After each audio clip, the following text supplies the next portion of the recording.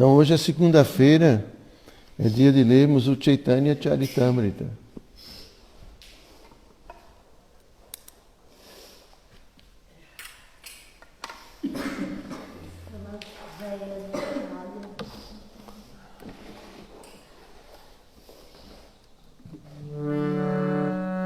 Jaya Jaya Sri Chaitanya Jaya Nityananda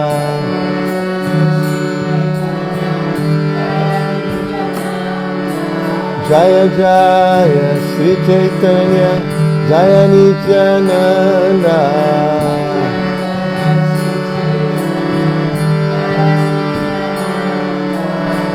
Jaya Jaya Sri Chaitanya Jaya Nityananda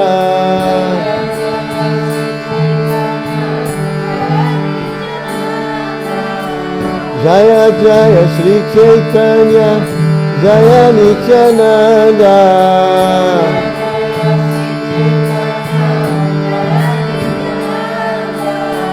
Jaya Dvaita Jaya Dvaita Chandra Jaya Gaura Bhakta Vrinda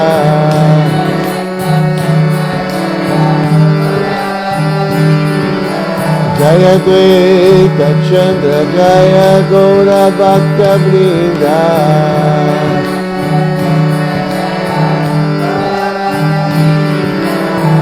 Jaya Jaya Sri Chaitanya Jaya Nityananda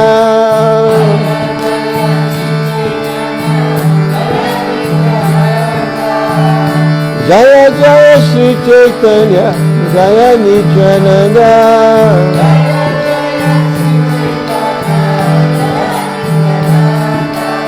Jaya Dvaita Chandra Jaya Gaura Bhakta Vrinda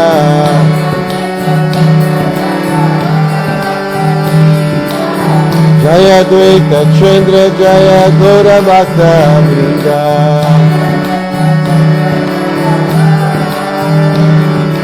Hare Krishna, Krishna Krishna, Hare Hare, Hare Ram, Ram Rama, Hare Hare.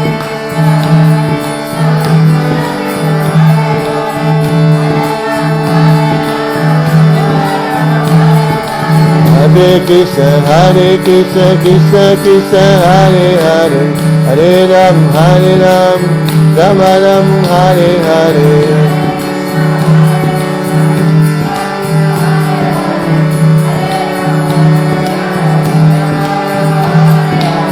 Krishna, Hare Krishna, Krishna Krishna, Hare Hare, Hare Rama, Rama Rama, Hare Hare.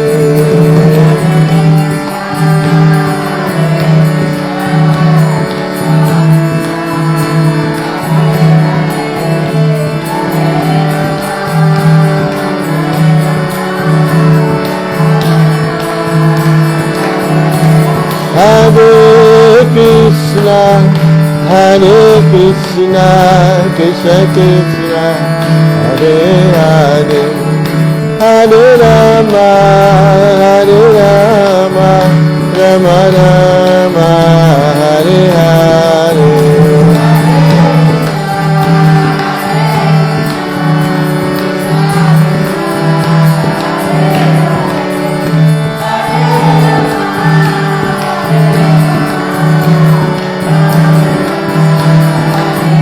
Nitai Gaura Haribol, Haribol, Haribol, Nitai Gaura Haribol.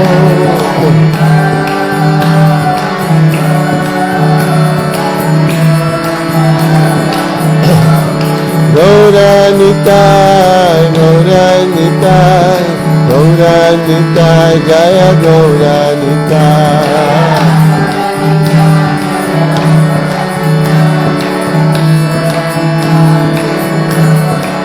Jaya Prabhupada, Prabhupada, Prabhupada, Srila Prabhupada.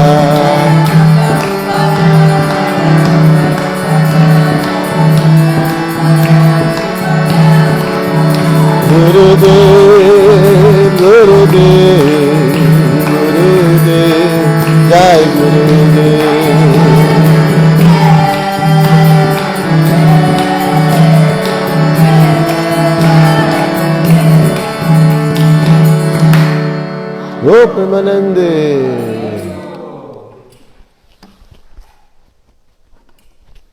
Maraju, o Guru disse que a Rupini está lá também. É? Seja bem-vinda, Rupini. Estamos com saudades.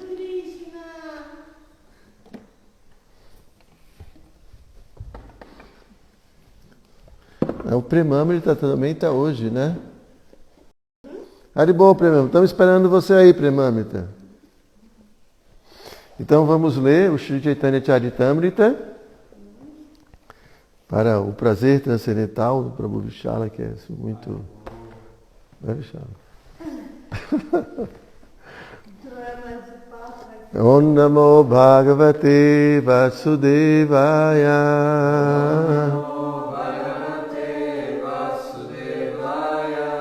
Om Namo Bhagavate Vasudevaya.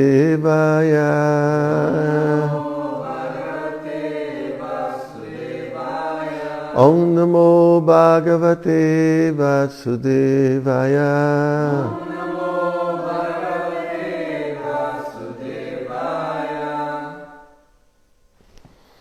Então, estamos lendo do Adi Lila, capítulo 5, As Glórias do Senhor Nityananda Balarama. Vamos ler a partir do verso 68. Então aqui está se descrevendo as expansões do Senhor Balarama, os Purushas, então um tema bastante técnico, né? Mas faz parte, né, do processo de compreensão de quem são essas grandes personalidades, né? Então é muito importante não só conhecermos Krishna, o Balarama,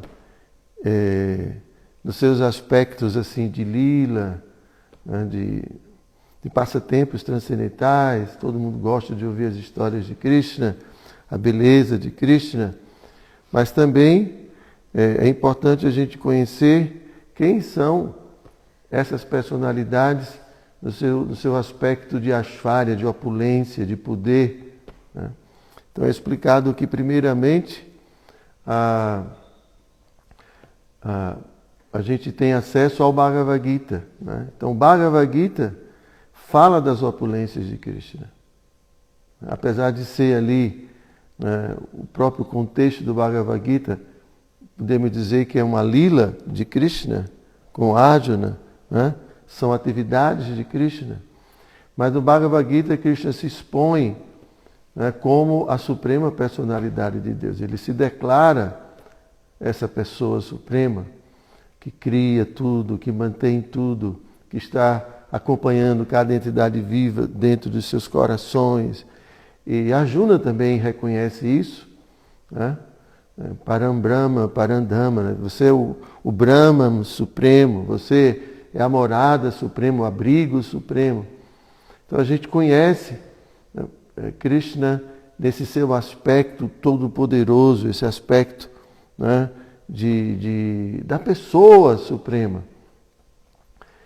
E como Krishna mesmo na Bhagavad Gita fala, que quando nós compreendemos suas atividades transcendentais, o seu aparecimento, né, Janma Karma Chame Divyam,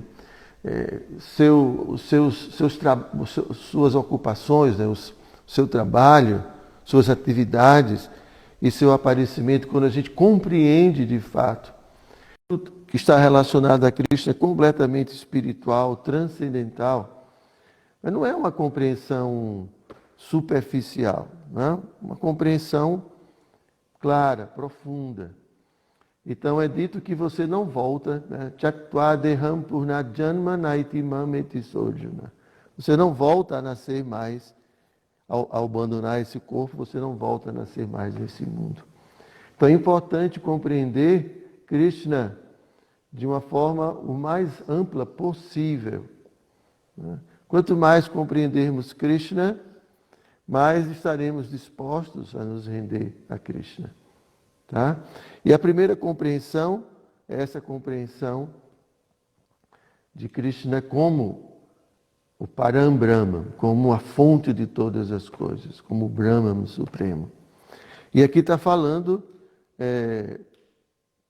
de uma expansão de Krishna, uma expansão pessoal, que é Nityananda, ou Balarama, e aqui mostra como as expansões de Balarama, Balarama já é uma expansão de Krishna, e as expansões de Balarama, como elas são poderosas.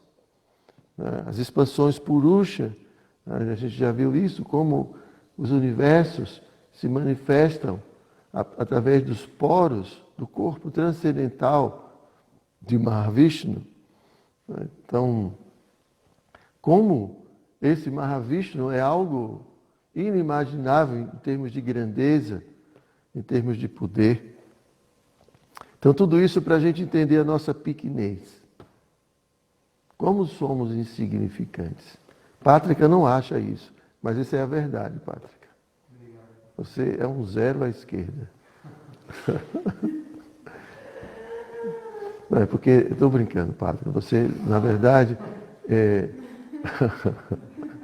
um seguido de muitos mil. Mas é porque, de vez em quando, a gente tem que ouvir essas coisas, Pátrica. Porque a gente não está... Você ouviu, mas não está convencido ainda disso. Nesse mundo a gente se considera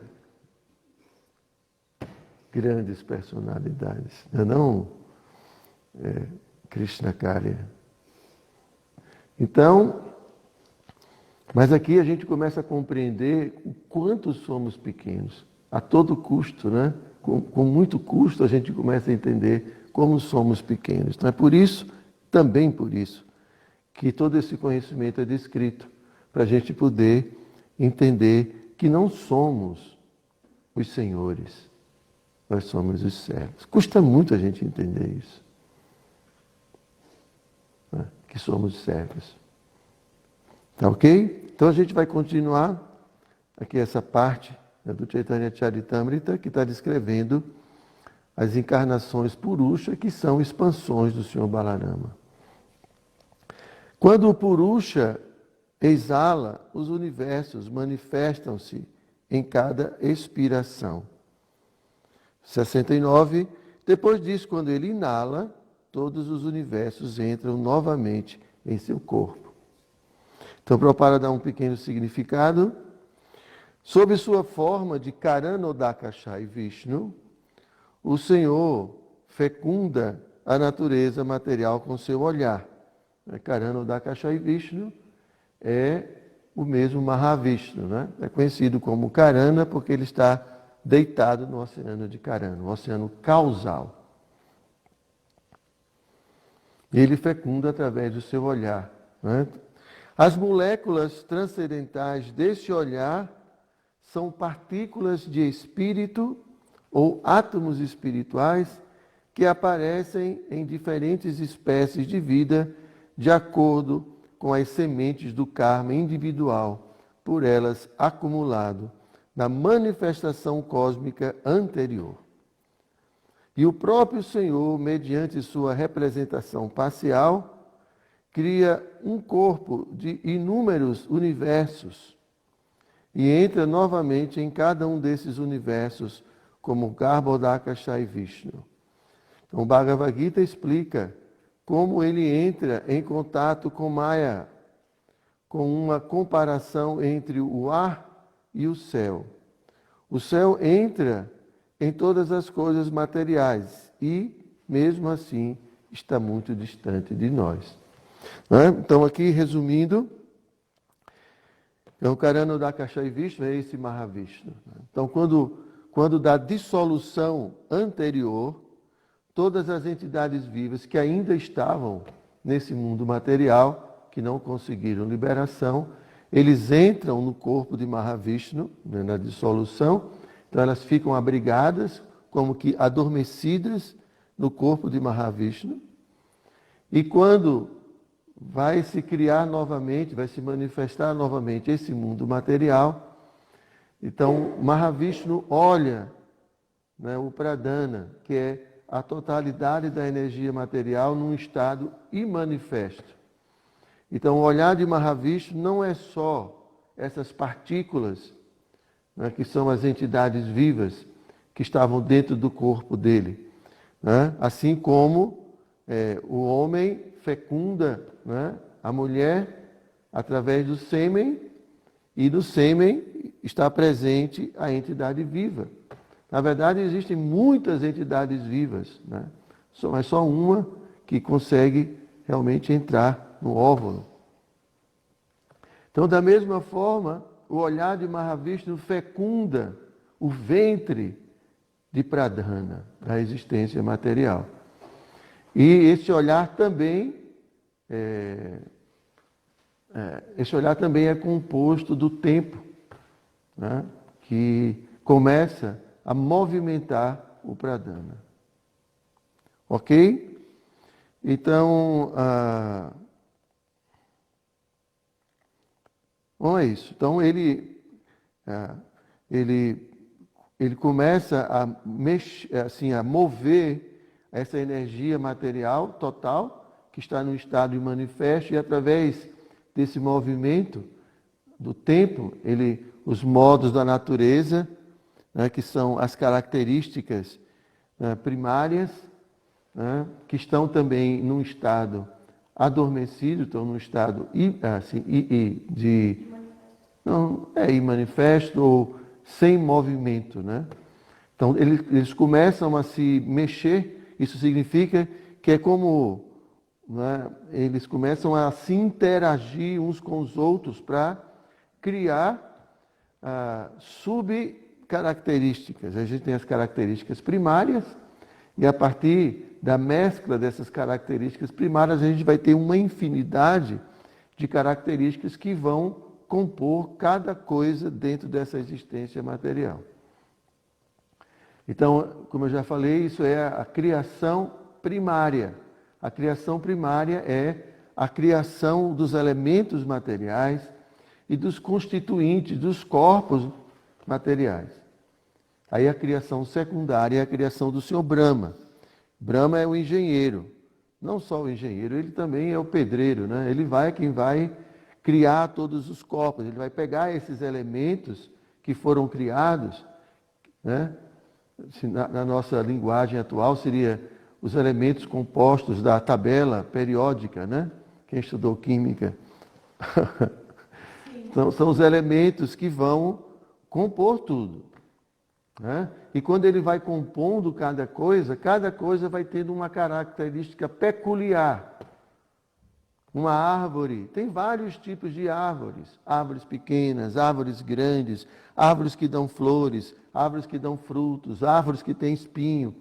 Todas essas características estão baseadas, podem ser classificadas dentro dos modos da natureza.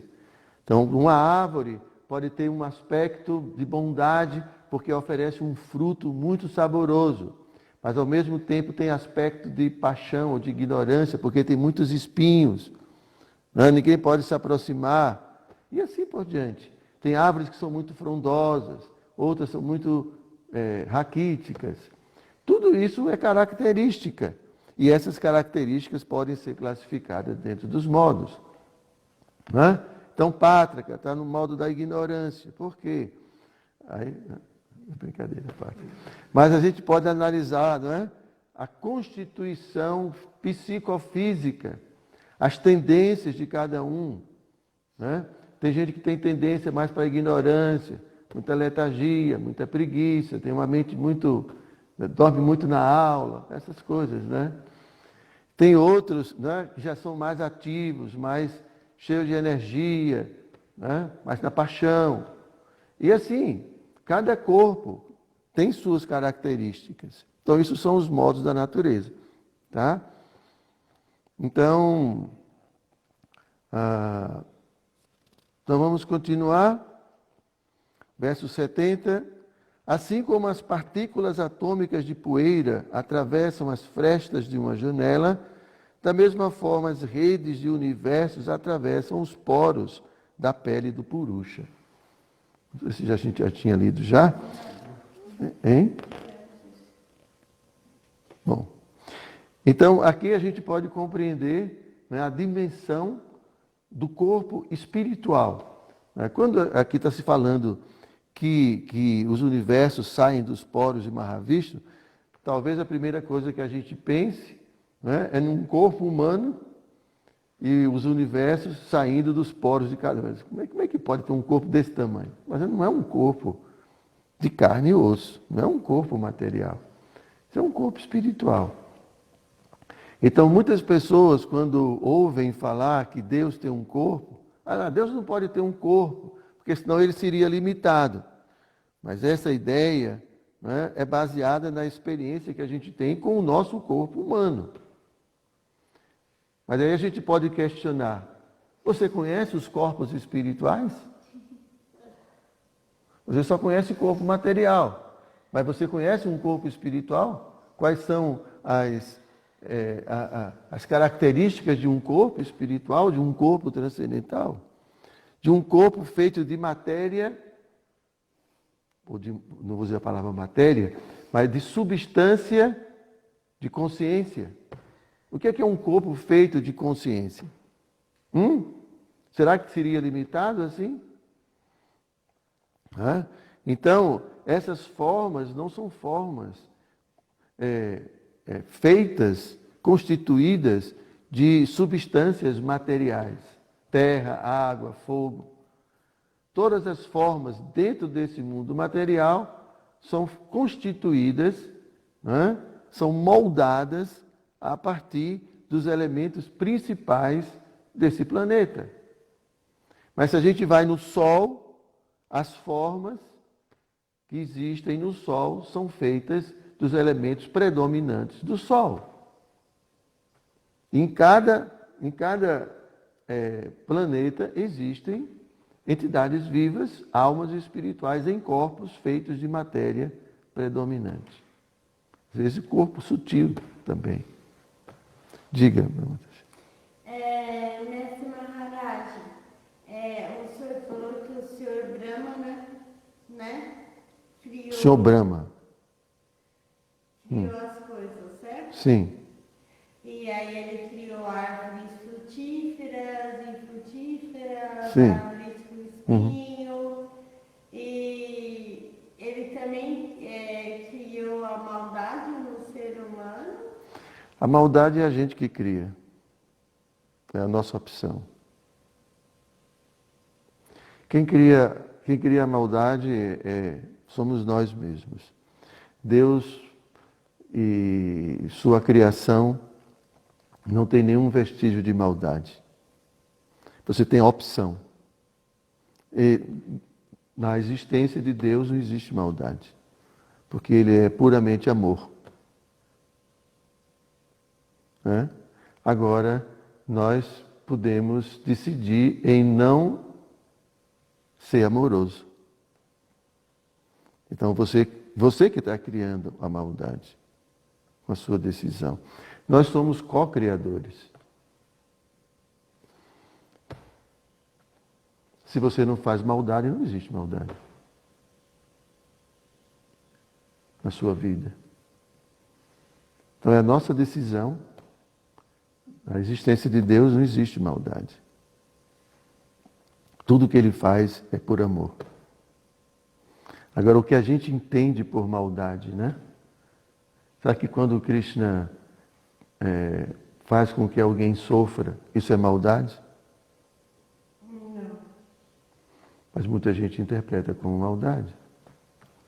Eu acho. Então, a ideia de maldade, né? Então, maldade é fazer algo que prejudique a outra pessoa. E Deus nunca faz nada que prejudique alguém. Prejudicar alguém, a gente pode prejudicar de muitas formas, né? Causando sofrimento. E de muitas formas. Ok? Então vamos continuar.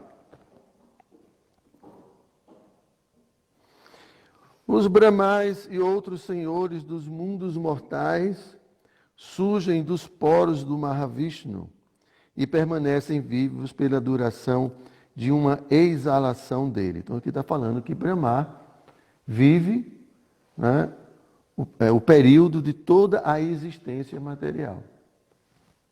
Não é isso, Brahma?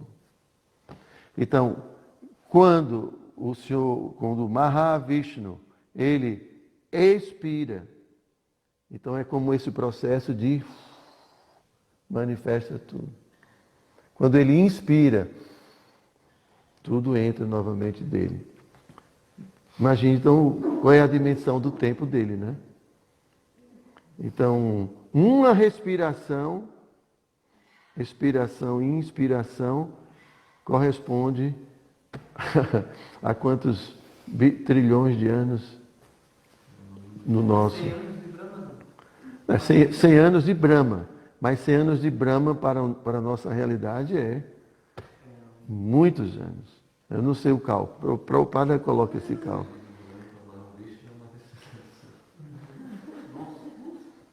Para a gente ter ideia. Então, um Brahma, esse arquiteto do universo, ele vive durante 100 anos. Né? Esses 100 anos de Brahma equivale a uma manifestação material. O tempo que dura uma manifestação material. Vejam como nós somos pequenos. E a gente fica pensando, né? Poxa, né? O tempo de vida da gente é insignificante, né? Dentro desse mundo material. Está vendo, Pátria? Como você pensa como um sapinho no pocinho?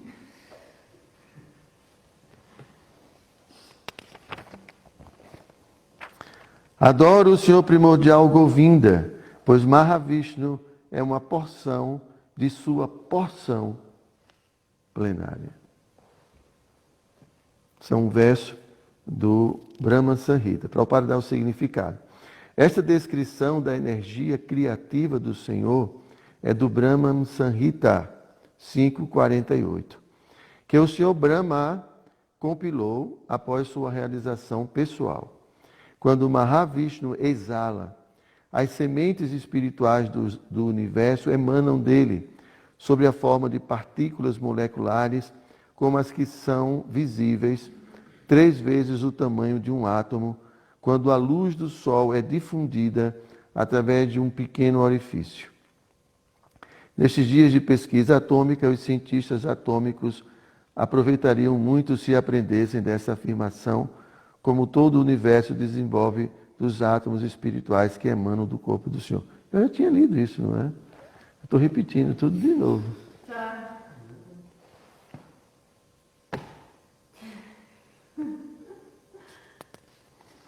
Por que estava marcado aqui? Marcado errado. Desculpem, mas a gente está falando outras coisas, né? Verso 72. Onde estou eu, uma pequena criatura de 7 palmos da medida de minha própria mão? Foi lido isso? Onde estou eu, uma pequena criatura de 7 palmos da medida de minha própria mão? Estou enclausurado no universo, composto de natureza material, da totalidade da energia material, de falso ego, éter, ar, água e terra. E qual é a vossa glória? Universos ilimitados atravessam os poros de vosso corpo, assim como partículas de poeira que atravessam a fresta de uma janela. Então, significado.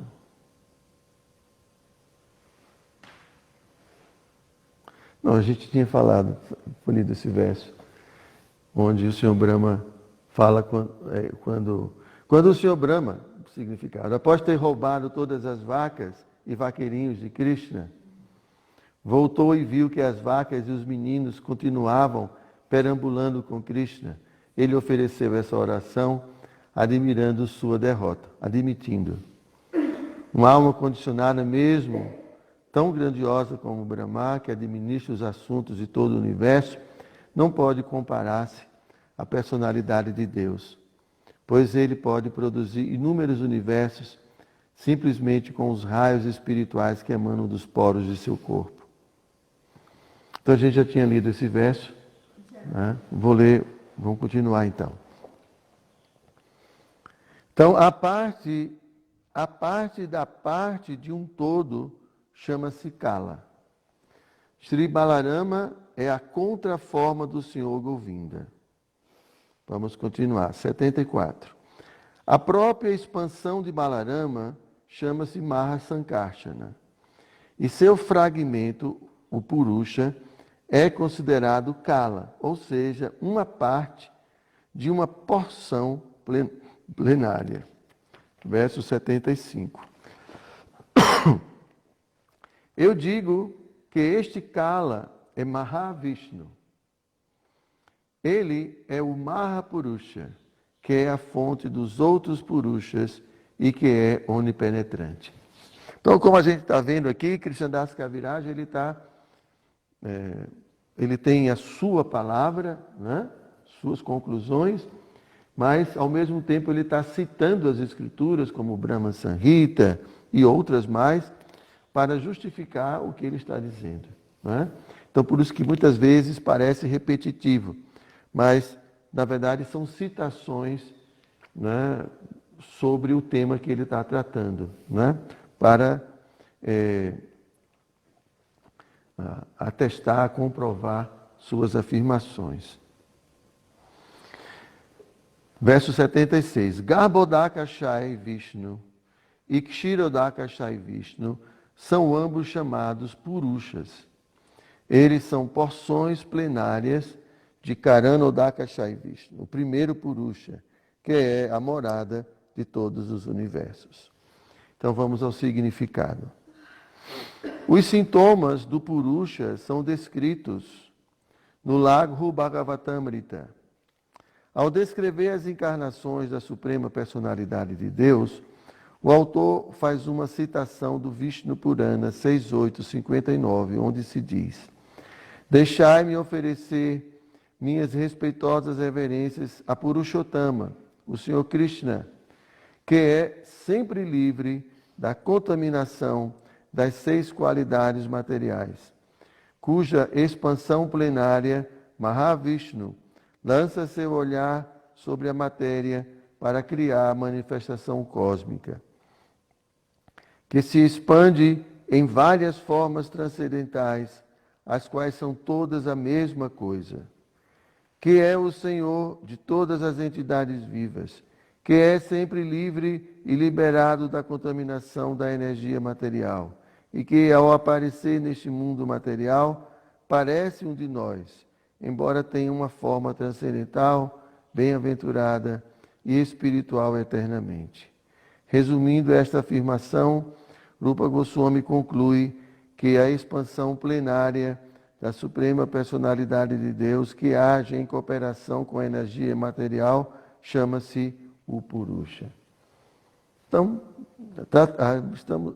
aqui o livro está tratando do mesmo tema, né? Existem 3 manifestações Purusha, 3. Então, as encarnações Purushas estão ligadas diretamente à criação da manifestação material. Tá? Então, Krishna, ele se expande, né, de acordo com seus interesses e para poder realizar adequadamente esses seus interesses. Então, a criação material, a manifestação material, é realizada por essas expansões, que são chamadas expansões Purusha, que é Mahavishnu, ou Karanodakashai Vishnu, Garbhodakashai Vishnu e Kshirodakashai Vishnu. Tá? Então, de acordo com o interesse de Krishna, Krishna se manifestou, por exemplo. Quando a gente fala Krishna, a gente está querendo dizer que não precisa ser diretamente Krishna, mas as expansões das expansões de Krishna. Como a gente vai ver mais aqui na frente, muitos avatares que vêm a esse mundo não vêm proveniente diretamente de Krishna, mas de suas expansões, né? Principalmente Kshirodakashai Vishnu, que é Paramatma. Então, o Paramatma, ou Kshirodakashai Vishnu, ele é responsável pela manutenção né, do mundo material. Então, quando há necessidade, né, então por isso que quando Bhumi estava muito preocupada com a situação do planeta, porque o planeta estava habitado por muitos demônios, reis demoníacos. Os demônios, os asuras, eles reencarnaram nesse planeta como uma forma de se esconder. E eles nasceram na família de grandes kshatriyas, de guerreiros, de reis, porque a ideia deles era poder tomar o planeta, né, sem interferir no Dharma. E como eles iriam fazer isso? Como reis. Porque os reis, eles brigam, eles tomam, né, os reinados uns dos outros. Essa confusão toda que a gente sempre vê. Então, dessa forma, eles poderiam tomar conta de tudo. Então, nessa época, a Terra estava habitada por muitos asuras, pesados, muito pesados. Então, Bhumi sentiu essa carga, então foi pedir ajuda a quem? A Brahma. Porque Brahma é um administrador. E aí Brahma falou, então vamos falar com Vishnu. E Vishnu, né, ele está deitado, né, no oceano de leite, né, em Shweta Dwipa, que é uma ilha. Gente, tudo espiritual, tá? É tudo transcendental. Porque tem o leite da vaquinha, mas tem o leite transcendental também, né? Então, é outra substância. Bom, então esse Vishnu, esse Kshirodakashayi Vishnu, ele, né, fala, não, a gente vai aparecer. Só que quando Krishna veio, já estava na época, sempre coincide, né, com a época de Krishna vir, porque Krishna fala que ele sempre descende, né, também. Então, coincidiu de Krishna, né, como também, quando o Senhor Chaitanya apareceu, estava coincidentemente também na época dele aparecer, ele se manifestar. Então, acontece essas situações também, né? E às vezes, por exemplo, o Senhor Vishnu se manifesta como Kurma, a tartaruga, para um propósito específico, numa forma específica, ou como Matsya, né, como Varaha. E quando a gente vai ver os passatempos, todas essas formas são adequadas para cumprir com um propósito. O Senhor Varaha nasceu, o avatar Varaha tinha uma forma de javali, né, porque ele queria tirar a terra que saiu do centro de gravidade, da sua gravidade, e caiu no oceano causal. E aí o Senhor Vishnu assumiu essa forma, né, que tem um chifre, né, assim na frente, porque ela é fácil de tirar o planeta Terra, assim como a tartaruga, né, Kurma, precisava bater o oceano de leite. Então eles colocaram a colina Mandara, e aí como um pivô para bater o oceano. Então todas essas formas, o Senhor Nrisimha apareceu com essa forma, metade homem, metade leão, para cumprir com todo um propósito. Então quando a gente vai ver os avatares, eles estão sempre relacionados a atividades específicas. São as formas que são assumidas para que facilmente seja, né, realizado essas necessidades, né? Então, quando Krishna manifesta essas formas, né, quando Vishnu manifesta essas formas, ele automaticamente também atrai muitos seguidores, muitos admiradores específicos dessas manifestações, né? Então, e é dito que essas manifestações são eternas, né, esses avatares. Porque como há inumeráveis universos, esses passatempos podem acontecer também em inumeráveis universos. Estão sempre acontecendo. Tá bom? Então são essas manifestações. Tá? Vocês têm alguma pergunta? Na internet tem alguma pergunta? Também não? Então, muito obrigado. Né? Uma boa semana para todos que estão nos acompanhando. Para vocês também. Né? Muita consciência de Krishna. Muita saúde. Muito dinheiro no bolso.